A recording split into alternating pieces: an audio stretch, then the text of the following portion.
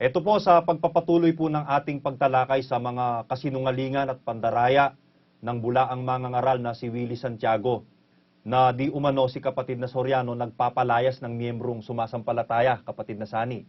Doon sa unang bahagi, nakita na po natin kung papaano niyang ipinasok ang kanyang pagpapasama kay kapatid na Eli. Na ang ipinlay niyang video, ang pinapalayas ni kapatid na Eli, yung miyembrong maramdamin na pag nagdamdam gusto lumipat sa ibang iglesia. Pero si Willie Santiago, ang ipinoportray niya na pinapalayas di umano ni kapatid na Eli, yung nagtatanong. Ganun siya kung magpasama. Ngayon, gumamit po siya ng sitas na ipinantututol niya kay kapatid na Eli. Kasi umimbento siya ng sitwasyon na hindi ganon. Tapos tinututulan niya ngayon si kapatid na Eli, etong ginamit niyang sitas, mga kababayan. Pakinggan po natin ang kanyang sinasabi. Nabasa natin sa Biblia, hindi diwa ni Kristo ang magpalayas ng kapatid na sumasampalataya. Sabi ni Kristo, ang lumalapit sa akin, sa anumang paraan, hindi ko itataboy. Ayun, yun ang ginamit niyang sitas, kapatid na Sani, para palitawing masama si kapatid na Eli. Taliwas talaga ang utak nitong si Wilfredo Santiago. Baliktad eh. Baligtad. No? Na pag ito gumamit ng talata, asahan mo na na gagamit siya ng talata, ilalapat niya sa gusto niyang paglapatan na hindi naman kakasya, kumbaga. Oo, hindi appropriate. Hindi fit. Pipilipitin niya talaga, ganun siya kung gumamit ng talata eh. Opo. I-analyze natin yung talatang sinabi niya, kapatid na Rodel. Ang binasa po niya ay Juan 6:37. Babasahin din po natin, mga kababayan. Makikita niyo kung paano siya nanloloko. Ang lahat ng ibinibigay sa akin ng Ama ay magsisilapit sa akin. At ang lumalapit sa akin sa anumang paraan ay hindi ko itataboy. Tama yon. Pag lumalapit kay Kristo, kapatid na Sani, ang sabi ni Kristo, sa anumang paraan, hindi ko itataboy. Lumalapit. Lumalapit. Ginamit niya ito para palitawing si kapatid na Eli, kabaligtaran ni Kristo. Para bang si kapatid na Eli, yung lumalapit, itinataboy niya. Di ba? Ngayon, yung video po na kanyang ipinlay, i-play natin uli, mga kababayan, para makita natin kung paanong mandaya talaga itong taong ito. Gumamit ng talata, sabi ni Kristo, ang lumalapit sa akin, sa anumang paraan, hindi ko itataboy. Tapos, hindi ka diwa ni Kristo ang magpalayas ng kapatid na sumasampalataya. Bakit? Nagpalayas ba si kapatid na Eli ng kapatid na sumasampalataya? Tingnan niyo po ang kanyang pinagbabatayang video. Pakinggan po natin uli. Ho ba mga kapatid, yun ho ba chismis lang? Di ba meron naman talaga tayong patunay din na pagka-ayaw niya sa'yo, lumayas ka rito? Paano po ang dapat gawin sa kapatid po na maramdamin at kapag nagdadamdam siya sa kapatid, ay nagsasabing lilipat siya sa ibang iglesia? Pag nararamdam, lilipat. Sabi mo, lumipat na siya ngayon. Kaya sabihin mo doon, sino man yung nagtatanong, na pagka nagdaramdam siya sa kapatid, pati yung aral ay itinatakbo niya dahil lilipat siya sa iba iglesia. Ngayon pa kamo, lumipat ka na. O yun, kapatid na Sani, nakita natin ang ipinlay niyang video na kinokomentuhan niyang si Brad Eli raw nagtataboy ng kapatid na sumasampalataya. Hindi raw diwa ni Kristo yun, dahil ang sabi raw ni Kristo, ang lumalapit sa akin, sa anumang paraan, hindi ko itataboy. Tama yon yung salita ni Kristo. At ginagawa ni kapatid na Eli yon. Ang lumalapit, hindi tinataboy ni kapatid na Eli, kapatid na Sani. Ngayon, yung pinapalayas, ang tanong, lumalapit ba kay Kristo yon? Hindi nga lumalapit eh. Ang gusto nga, nagdamdam lang sa kapatid, gusto lumayas na at lumipat sa ibang iglesia. Oo, umaalis kay Kristo yun eh. Tinatakbo lang yung iglesia na inaniban niya. Biro mo, idamay mo na yung iglesia. No? Alisan mo yung iglesia at lilipat ka sa ibang iglesia. Na ibig sabihin, that is tantamount na pagtatakwil mo sa Kristo na nakilala mo at sa Diyos na nakilala mo na mabautismo ka dito, kapatid na Rodel. Oo, bakit? Kasi po mga kababayan, sa iglesia, ang pangulo si Kristo. Kaya pag sasabihin mong lilipat ka sa ibang iglesia, ang ibig sabihin nun, nilalayasan mo si Kristo. Hindi ka lumalapit kay Kristo, lumalayo ka kay Kristo. Diba? Basahin natin ang Kolosas 1:18 para maintindihan po natin kung anong kahulugan nung sinabi nung sinasabi ng miyembro na maramdamin na pag nagdamdam ang sinasabi lilipat na ikaw sa ibang iglesia. Yun ba lumalapit ba kay Kristo yon? Basahin natin ang Colosas 1:18. At siya ang ulo ng katawan sa makatwid bagay ng iglesia. Si Kristo ang ulo ng katawan sa makatwid bagay ng iglesia. Si Kristo, kapatid na sani, siya ang pangulo sa iglesia. Kaya pag sinabi mong lilipat ka na sa ibang iglesia, ang ibig sabihin, lumalayas ka na kay Kristo. Hindi ka lumalapit kay Kristo. Willie Santiago, ang ginamit mong sitas. Ang lumalapit sa akin, sabi ni Kristo, sa anumang paraan, hindi ko itataboy. Tapos, ang ipinlay mong video, miyembro na pag nagdamdam, gustong layasan si Kristo dahil lilipat ng ibang iglesia. Lapat ba yung sitas mo na ginamit para ipampasama mo kay kapatid na Soriano? Hindi. Magulang ka. Kaya siya rin may sabi na yung talata, maliwanag naman eh. Maliwanag talaga Tama yun. yung talata. Mali lang ang pagkakaintindi. Opo. At mali Yan lang po ang ang kanyang mali ang kanyang paggamit, kapatid na Sani. Ginagamit niya ang salita ng katotohanan ng may kalikuan. May pandaraya. Bawal yan. Bawal yan sa mga ngaral. Bakit? Sa 2:15 ng Timoteo, ang bilin po ni Apostol Pablo kay Timoteo, ganito, mga kababayan, pagsikapan mong humarap na subok sa Diyos, manggagawang walang anumang ikahihiya na gumagamit na matwid ng salita ng katotohanan. Matwid ka dapat kung gumamit ng salita ng katotohanan.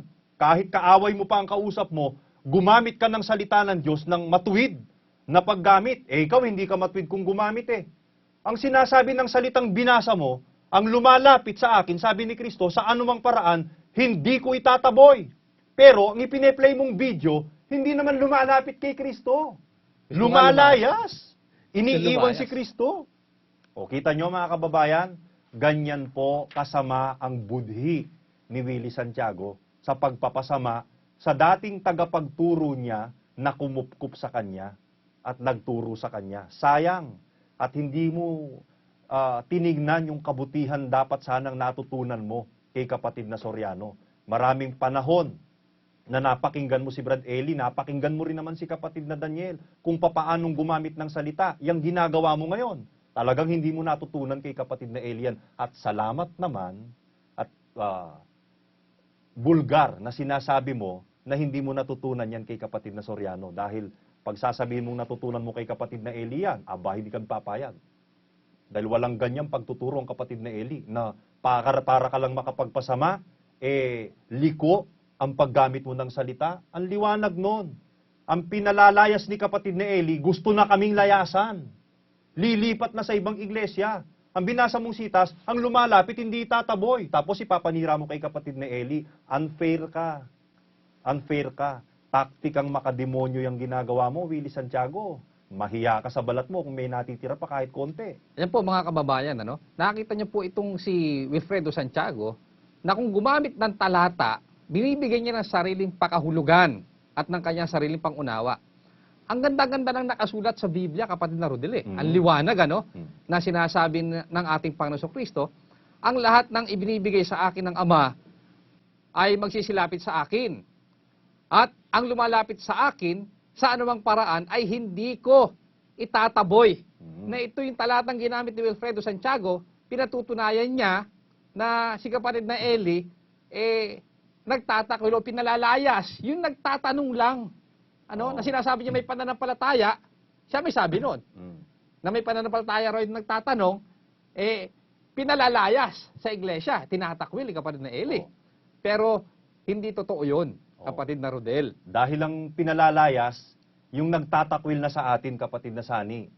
Kumbaga, nilalayasan niya na si Kristo Nasa iglesia siya, nagdamdam lang sa kapatid, gustong lumipat Sa ibang iglesia. sa ibang iglesia. Ngayon, ang ginamit niyang talata, hindi lapat sa sitwasyong nangyari, sa consultation na kanyang ipinalabas. At isa pa, kapatid na Sani, bakit? Willie Santiago, ibig mo bang sabihin, lahat ng lumalapit kay Kristo, tatanggapin ni Kristo? Hindi niya itatakwil. Oo, hindi niya itatakwil. Wala bang lumalapit kay Kristo na palalayasin niya? Itataboy niya? Bakit? Sa talatang binasa niya, kapatid na Sani, yun ang hirap sa'yo. wala kasing mangangaral na nagtuturo sa'yo ng totoo eh. Di ba? Demonyo lang naman ang katulong mo sa pag-iisip mo ng kasinungalingan mo eh. Pero salamat sa Diyos, sa amin may nagtuturo. Yung binasa niyang talata, mga kababayan, tingnan natin. Sino po ba yung mga lumalapit kay Kristo na ang sabi ni Kristo sa anumang paraan, hindi ko itataboy? Lahat ba na lumalapit, kapatid na Sani? Kahit sino? Hindi niya itataboy? Hindi niya itataboy? itatakwil? Oo. Kasi para sa kanya, ganun lumalabas kapatid Oo, yun ang na Rodel. paniwala niya. Kaya ayon sa talatang binasa niya, para palitawin niya, palabasin niya at patunugin niya, na pagka nagtanong kay kapatid na Eli, pinalalayas pag hindi gusto yung tanong. Oo. Lahat ba na lumalapit kay Kristo, Brad Sani? Ang ibig sabihin ng talatang ginamit niya? Basahin natin uli ang 6:37 ng Juan. Ang lahat ng ibinibigay sa akin ng Ama ay magsisilapit sa akin. Tandaan nyo, may premise, mayroon pong unang parte yung talata. Lahat ng ibinibigay sa akin ng Ama ay magsisilapit sa akin. Sino yung lalapit kay Kristo, kapatid na Sani, na tinutukoy niya rito? Ang lahat ng ibinibigay sa akin ng Ama. Yun ang Oo. sabi ng Panginoon Kristo. Ngayon, pag yung lahat ng yun na ibinigay ng Ama kay Kristo, ang lalapit kay Kristo, ano ang sabi? At ang lumalapit sa akin, sa anumang paraan ay hindi ko itataboy. Sino ang hindi tataboy na lumalapit kay Kristo? Yung ibinigay ng Ama. Ibinigay ng Ama. Oo, bakit? Kasi nakikita ng Ama na ang puso, kapatid na Sani. Mm.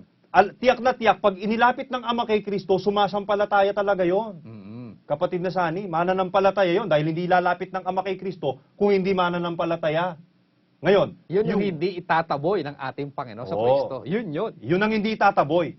Ibinigay ng Ama kay Kristo, lalapit ngayon kay Kristo, yung lumalapit na yun ngayon sa anumang paraan. Sabi ni Kristo, hindi ko itataboy. Pero, meron bang lumalapit kay Kristo, itataboy niya, kapatid na Sani? Meron. Nagpipresinta. Nagpipresinta. Nagpipresinta, pero walang pananampalataya. Meron naman paimbabaw. Paimbabaw, hindi Yan. totoo. Meron mga presentado alsado, kagaya nitong si Wilfredo Santiago. Oo. Na darating ang panahon, lumalapit no? Oo, lumalapit. Oo, lumalapit. Pero kung mo ba lumapit sa ating Panginoon Kristo, kapatid na Rodel, hindi niya itataboy o itatakwil o palalayasin. O yun. Yun ang paniniwala po ni Willie Santiago, kapatid na Sani. Na ginamit niya yung talata, hindi niya naiintindihan. Lumalabas sa kanya, lahat ng lalapit kay Kristo, Dapat tanggapin. tatanggapin. Hindi ganon. Ang Kristong totoo, hindi ganon. Ang Kristong naituro sa atin, kapatid na Oo. Sani, hindi ganon. Maganda yun. Basahin po natin.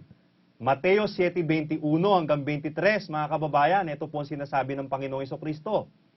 Hindi ang bawat nagsasabi sa akin, Panginoon, Panginoon, ay papasok sa kaharian ng langit, kundi ang gumaganap ng kalooban ng aking Ama na nasa langit. So hindi lahat ito. Hindi ang bawat. Ang kahulugan nun, hindi lahat. Di ba? Tuloy natin sa 22. Marami ang mga nagsasabi sa akin sa araw na yaon, Panginoon, Panginoon, hindi baga nagsipanghula kami sa iyong pangalan? Nagpipresinta, Brad Sani, lumalapit. Nanguhula. Nanghulay ka kami sa iyong pangalan. At sa pangalan mo'y nangagpalayas kami ng mga demonyo.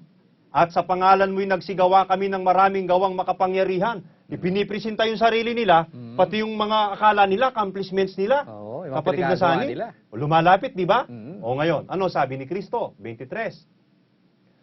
At kung magkagayoy, ipahahayag ko sa kanila, kailan may hindi ko kayo nangakilala, magsilayo kayo sa akin, kayong manggagawa ng katampalasanan. Ayun. Pinalalayas ba?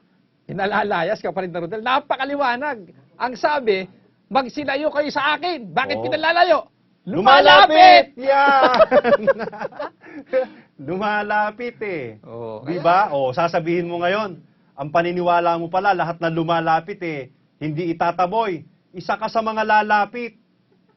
Itataboy ka. Bakit? Ginagamit mo ang salita ni Kristo sa hindi tama.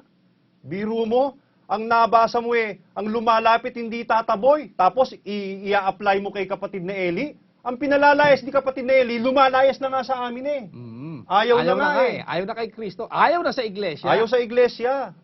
Di ba? Tapos ang paniwalaan pala, lahat ng lalapit, tinatanggap ni Kristo. Yun ang Kristo mo. Oo. Pero ang Walang- Kristong itinuturo ng kapatid na Soriano at ng kapatid na Daniel, hindi ka pareho ng Kristo mo. May delikadesa. May kapatid na Rodel. delikadesa ang Kristo namin.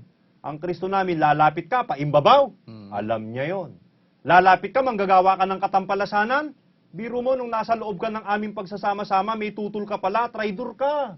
Kailan ka ba nagpakitang tumayo ka man lang sa consultation para iklaro mo kay kapatid na Eli yung mga duda mo? Ang ginagawa mo, nang gagapang ka sa mga unit, di ba, yung mga nagtatrabaho sa inyong dalawa ni Karas, sinisira niyo ang mga pag-iisip. Yun ang mga napagkukuha mo, traidor ka. Ano nangyari? Ngayon pa lang, tinaboy ka na ni Kristo eh. Di ba? Yan ang pruebang nagtataboy si Kristo. Pero ikaw, lapit ka ng lapit. Kristo ka ng Kristo. May Diyos ka pa nga sinasabing nagtuturo sa'yo ng rehistro mo na Pinaisip rehistro sa daw- Kastila. Pinaisip daw sa kanila ng Diyos yung rehistro nila sa Kastila. Oo. No? Nako. Kine-claim niya na meron siyang Diyos eh. Yan. Yan po ang pagkakaiba ng Kristo ni Willie Santiago. Ang Kristo ni Willie Santiago, kahit sino lumapit, tinatanggap.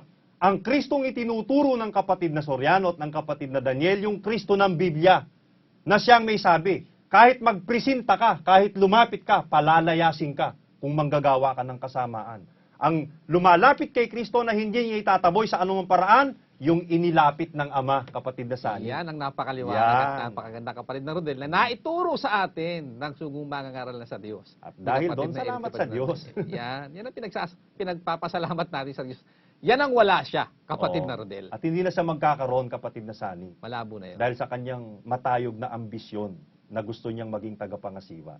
Yan po, sana nakita nyo ang pagkakaiba ng Kristo niya at ng Kristong itinuturo ng kapatid na Soriano, at sana nakita nyo kung gaano siya kadaya kung gumamit ng talata at mag-apply sa sitwasyon. Lagi po siyang may daya. Yan po ang papansinin nyo lagi. Every time nagagamit siya ng sitas, tapos i-apply niya sa pangyayari, hindi po lapat, mga kababayan. Yan ang taktika niya. Lalo na pag nagkwento na. Ay, lalo na. Pag sarado na ang Biblia, nagkukukwento na. Naku, abangan nyo. Napakaraming kalokohan sinasabi ng tao na to. Mga kababayan, itutuloy po natin yan pagkatapos nito.